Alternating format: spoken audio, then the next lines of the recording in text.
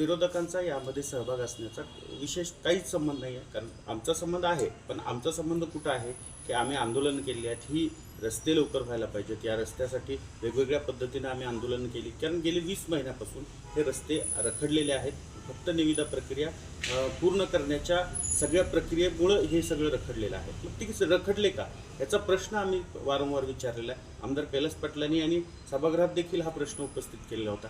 तरी देखील प्रशासन म्हणून ह्या कुठल्याच गोष्टी पुढं होत नव्हत्या. आता मधल्या काळामध्ये जेव्हा वर्क ऑर्डरचा निर्णय झाला त्याच्यानंतर मात्र 2 दिवसातच या सगळ्या गोष्टी पुन्हा त्याला स्टे मिळालेला आहे. याचं कारण ह्या महायुतीमधल्या 2 घटक पक्षांचा असलेला जो काही समन्वय आहे तो या ठिकाणी बिघडलेला दिसतोय.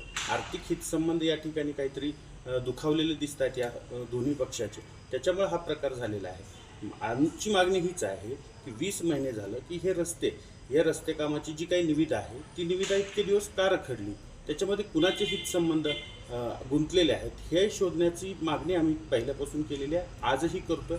आणि आमची आजही मागणी हीच आहे की काही करा, पण हे रस्ते आणि या रस्त्याचा जो प्रश्न आहे तो लवकर सोडवा. मात्र ह्याची चौकशी ही मात्र झाली पाहिजे.